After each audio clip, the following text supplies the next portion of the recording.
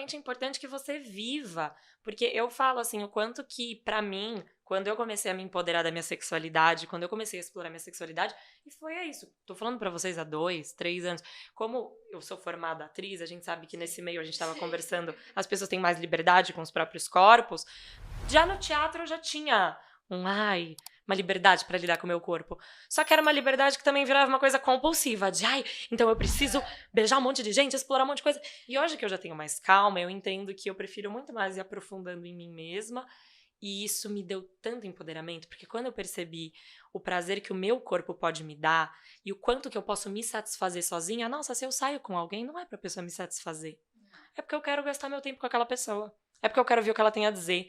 Porque eu sinto que às vezes a gente busca parceiras e parceiros pra matar uma vontade sexual. E eu fico pensando, gente, a gente pode matar essas vontades sozinhas. Vamos se encontrar pra curtir e pra trocar. Porque cada pessoa vai ser um sexo diferente na sua vida, se você permitir abertura.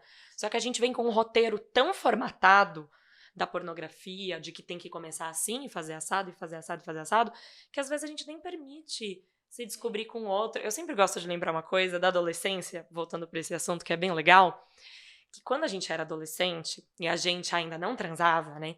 A gente dava aqueles beijos na boca e beijava e passava a mão pelo corpo e tacava o outro na parede. Sabe aquela coisa que subia um calor? Você falava, ai meu Deus, eu não sei o que fazer, eu não sei o que eu posso fazer. E quando você começava a sentir uma coisa, você falava, ai meu Deus, mas eu não vou fazer nada.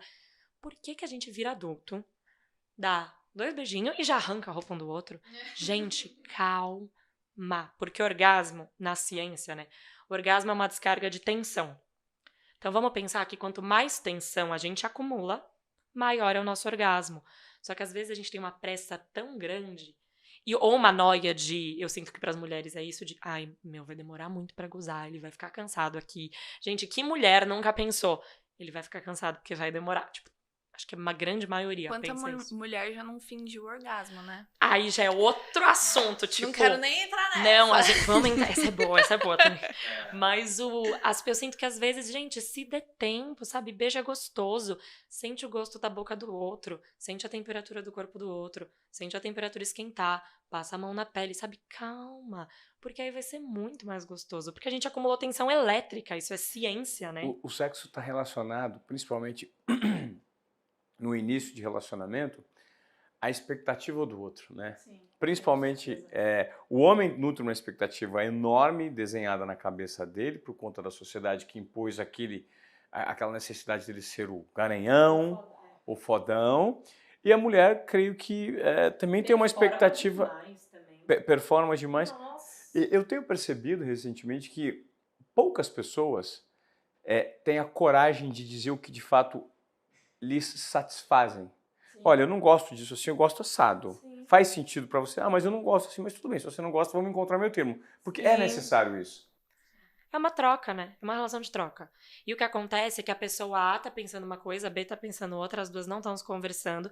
Normalmente, o cara tá imaginando aquela atriz pornô, a menina tá imaginando o príncipe encantado. Essas duas pessoas nunca vão conseguir se encontrar.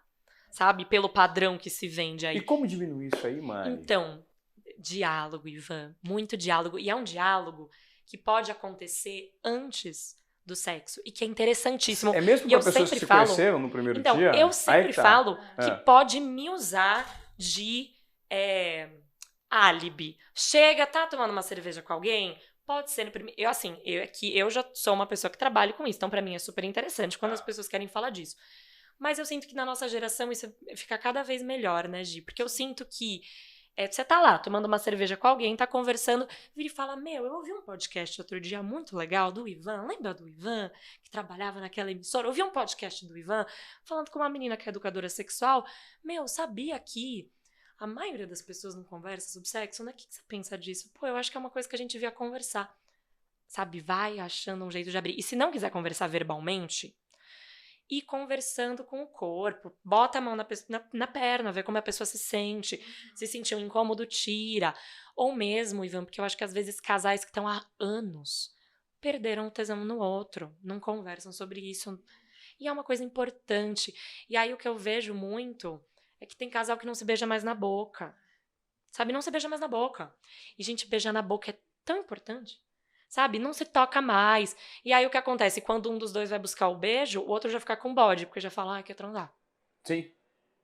E como trabalhar isso, né? Em casa, se você está ouvindo esse podcast, eventualmente você vive isso. E essas dificuldades, gente, eu sei que elas são difíceis de admitir, mas elas fazem parte da rotina de muita gente, tá?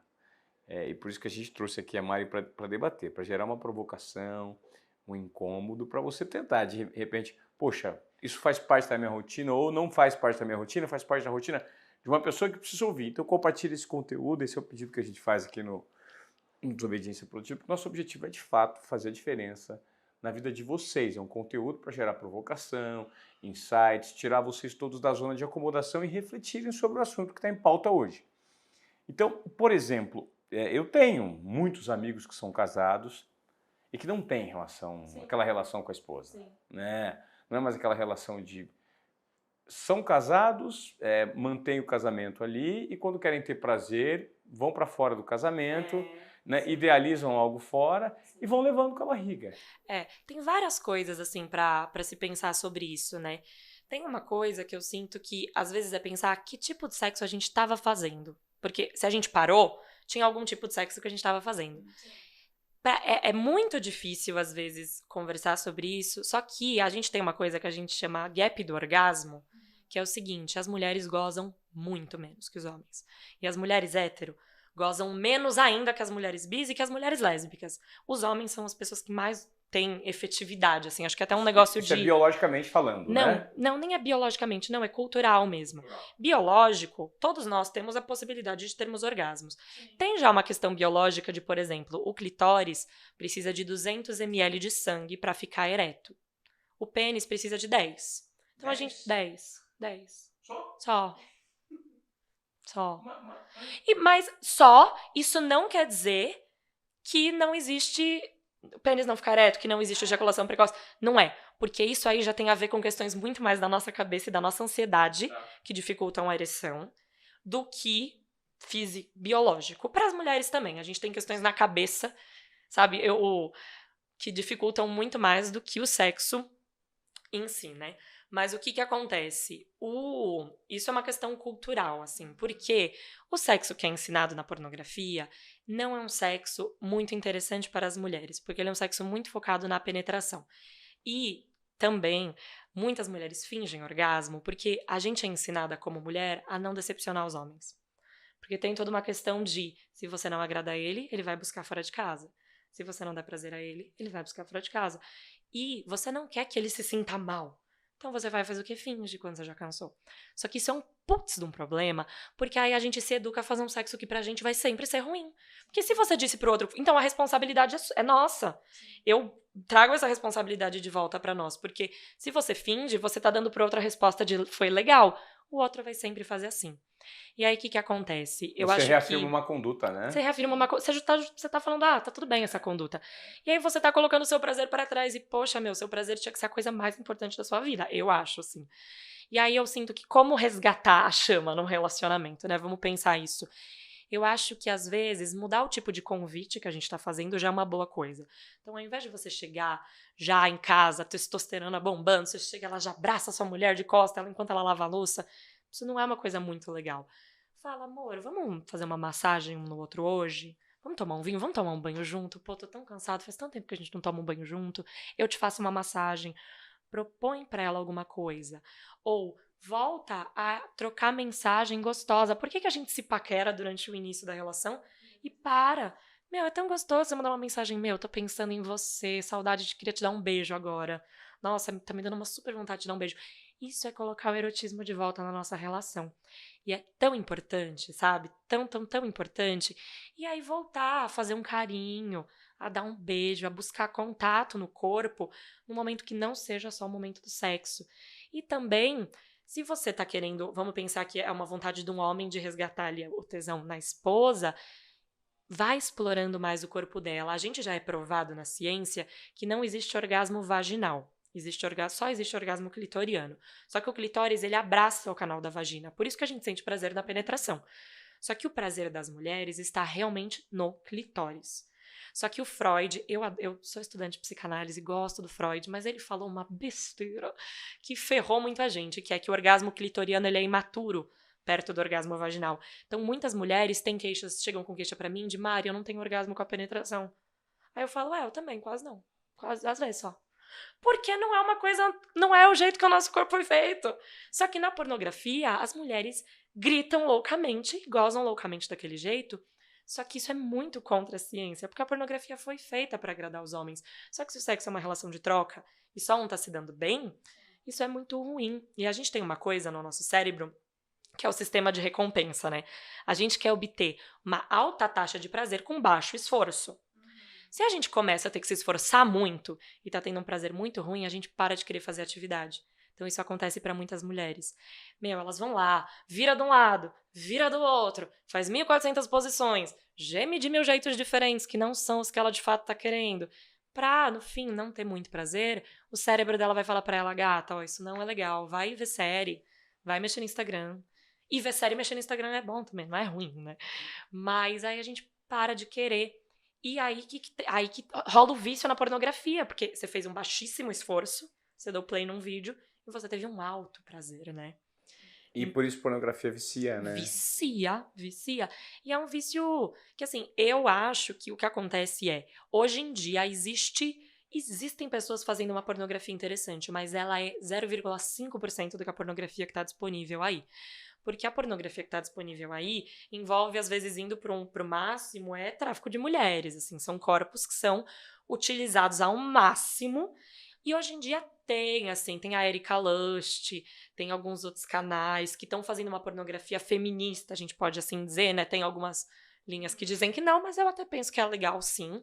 Porque eu não acho que acabar com a pornografia é uma coisa possível no mundo de hoje. Acho que falar, vamos acabar.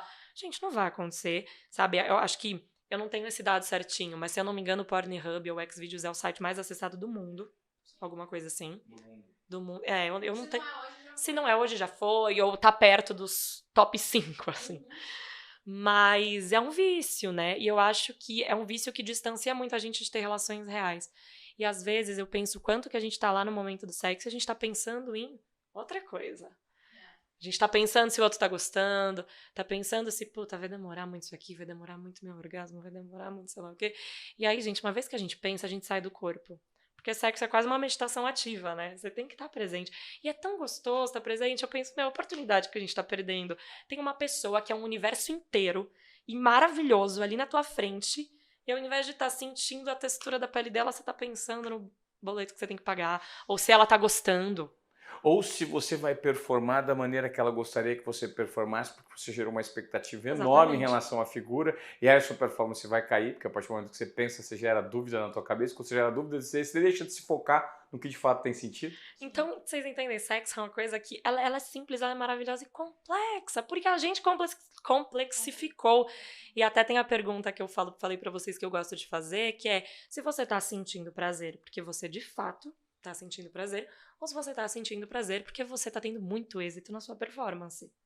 Porque é uma coisa, né? A gente quer ser os melhores na nossa performance também. E assim, e performar também, não é, eu nunca falo que é nada 880, a gente não vai parar completamente. A gente pode, sabe, botar uma força ali, botar uma delicadeza ali, mas é fazer porque você tá com vontade, porque tá sendo gostoso. Porque às vezes já virou uma coisa tão automática que você nem percebe, quando você viu, você nem... Alguém fala, nossa, como é que foi? Ah, sei lá, foi bom, sabe, sei lá, me perdi, não foi igual todas as vezes. E nunca é igual todas as